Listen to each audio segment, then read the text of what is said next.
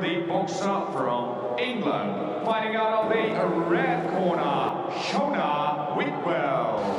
Hi, I'm Shona Whitwell. I'm 27 years old and I've been boxing since I was 5. I played a bit of football when I was younger at school, but then just turned to boxing, and I also done a bit of ballet at the same time. I think that's why I've got good feet. But yeah, I ended up quitting the ballet for boxing. What got you into boxing? So I was 5 and my dad just opened St Ives Boxing Academy, and I was just begging him to join. Just really wanted to do it for a bit of fun. In the end, he let me join at 5, so I was the youngest there. And then just from then on, just carried it on until it started to get a bit serious when I was 12. That's when I had my first fight. Who has been your biggest support during your boxing career? During my boxing career, I'd say family and friends mainly. You know, I had my dad, I had my partner Reese, my mum, just all my friends, everyone that's been a part of my career, I'd say has been a massive support. How did you get on Team GB?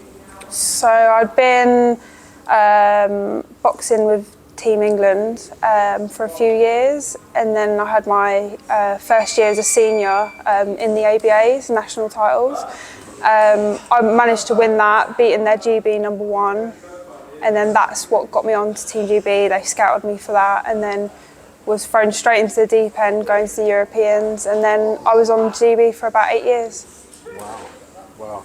So you had some tough tests in the amateurs, and along the way you were made the underdog a lot of the time. What were some of the biggest upsets that you caused along the way? So I'd say boxing in the national championships, that was one. No one thought I was going to beat the GB #1 at the time. She was world silver medalist. Everyone was telling me I'm in for a tough ride. So yeah, proved everyone wrong that time. Got on Team GB, and then it was just me and all the regulars up GB that had been there for years. I boxed and beat a Swedish girl. She was world champion 3 times and European champion 2 or 3 times. And yeah, I've beat some good girls along the way, and I've boxed, you know, some of the best in the world. Of all the titles and medals you won, what has been your proudest accomplishment? Not so much what I've won, because obviously, like, I'm 2-time European medalist. Obviously, that was a great achievement, but for me, it's who I've boxed, who I've beat. If you look at my resume, that speaks for itself. I'd always get the hardest draw in tournaments. Oh, that's the dog, my bad. I'm sorry. I'd always get the hardest draw in tournaments, so sometimes I wouldn't necessarily get a medal. For example, I boxed 3 times in the European Championships, and for the medalling bout, I boxed Kelly Harrington, who's 2-time gold medalist at the Olympics, and I just lost out on a split. I still think I won to this day, but we won't go there. But yeah. So. What aspirations do you have for the pro game? So I've never really thought about turning over, I'm going to be honest, until I was kind of in a position where I couldn't really stay amateur, stay on Team GB any longer. Now this is all my focus, and now I'm just looking at titles, world titles, you know, being the best at super feather. And ultimate goal is obviously undisputed. Can you break down the meaning behind your nickname, The Ghost?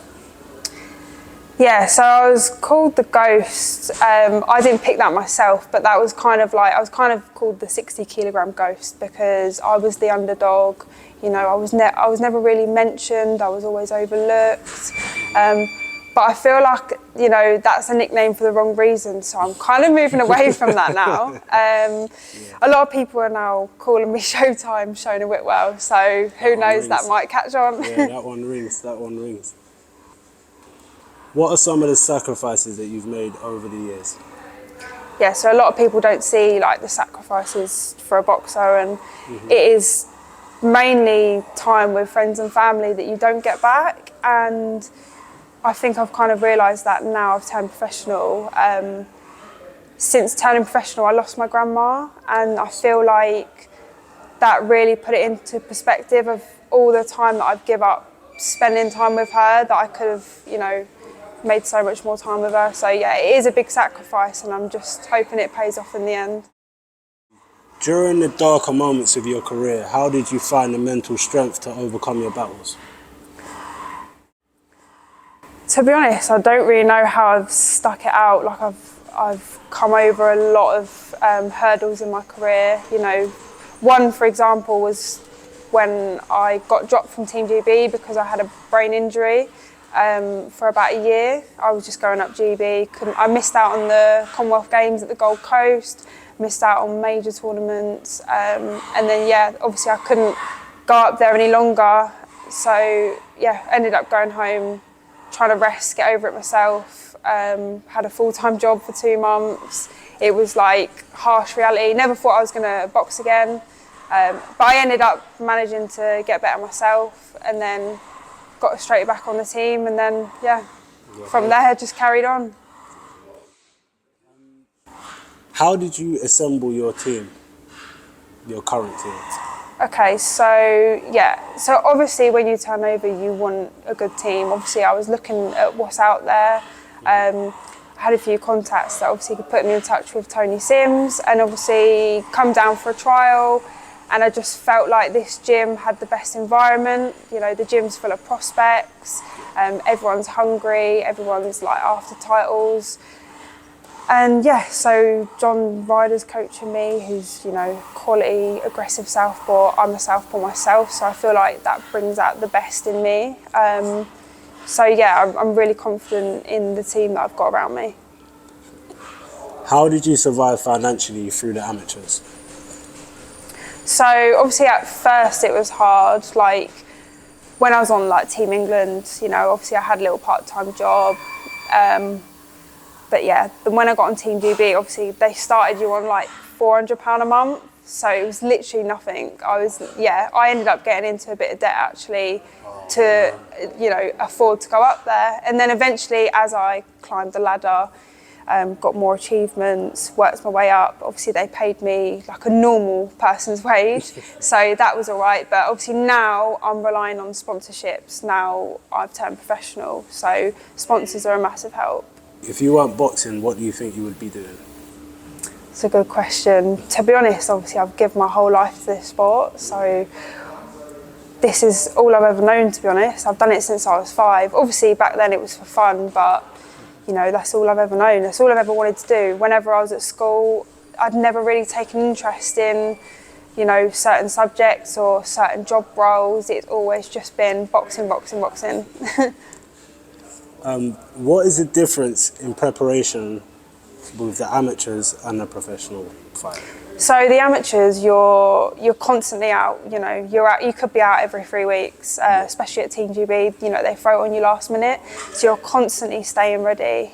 Whereas the pros, you know, you have a 8 to 10 week camp, and then you can have a bit of a layoff, still tick over, but you know when you're fighting, you know the camps, and then you know you can. It's very precise, like the training. You know, after I left Team GB, I had a bit of a layoff because I'd never had a rest before. I'd always just been on the go, so that was nice. And then, yeah, but then it's been a bit of a while, get my medical sorted and obviously getting a date for my debut and stuff like that. So, yeah, but after a year of not fighting, we're ready to go. It's time. Can you share any details about your strategy or game plan for your debut fight? So for me, I just feel like I'm not so much of a, you know, pressure fighter like people like to see. I'm more of a clinical fighter, so I'm just hoping to put on a clinical performance. You know, I'm all about the accuracy, and obviously I like counter punching. I'd like to mix it up between, you know, going first and counter punching. But yeah, I just want to put on a good performance for the fans, really. Perfect. What would you tell your younger self now? I would tell my younger self, just don't give up. Like, you know, you're gonna face a lot of hurdles like in your life. Just don't give up, keep persistent, and you'll get there. And finally, do you have any words for young female boxers out in this world?